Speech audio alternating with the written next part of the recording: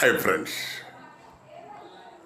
So merit అని చెప్పేసి మన వాళ్ళు తరచుగా రిజర్వేషన్లు పొందిన వాళ్ళు పొందని వాళ్ళ గురించి ఏదో మాట్లాడుతూ మేము మెరిట్లో వచ్చినాము, మీరు రిజర్వేషన్లో వచ్చారు సో అని చెప్పేసి తరచుగా ప్రస్తావిస్తుంటారు.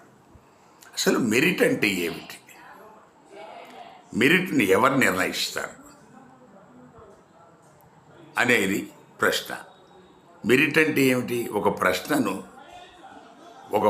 ఇస్తే దానికి జవాబు చెప్పడాన్ని, ఆ జవాబును మనకు ఎవరైతే వాల్యుయేట్ చేస్తారో ఎగ్జామినర్, సో వాళ్ళు నిష్పక్షపాతంగా చేస్తే మనకు ఎవరు కరెక్ట్గా రాశారనేది అర్థమైంది. మన దేశంలో ఏం జరుగుతుంది?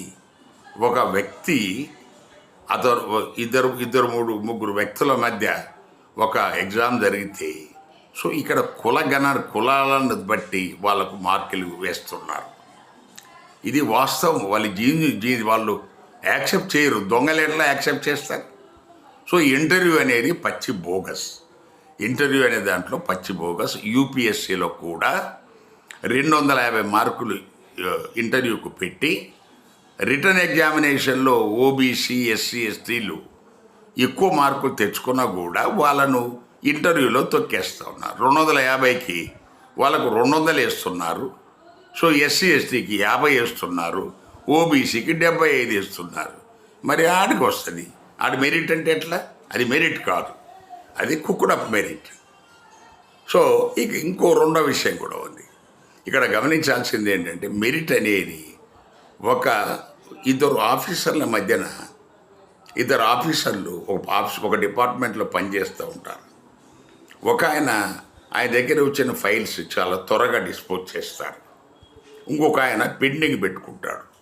ఈ త్వరగా డిస్పోజ్ చేసే ఆయన ఎస్సీ ఆయన, ఎస్టీ ఆయన అనుకో, ఈ ఎక్కువ కాలం పెట్టుకున్న ఆయన ఓసీ ఆయన అయితే వాళ్ళు అంటారు, సో వాళ్ళకి ఏం చేయాలో తెలియక దోబి మార్కేసి పంపించారంటున్నారు. అదే ఓసీ ఆయన తొందరగా పంపించి ఎస్సీ వాళ్ళు డిలే చేశారనుకో, అప్పుడు ఏమంటున్నారు, సో వాడు మెరిటోడు కాబట్టి వెంటనే దాన్ని గ్రహించేసి ఆర్డర్ ఇచ్చేశాడు.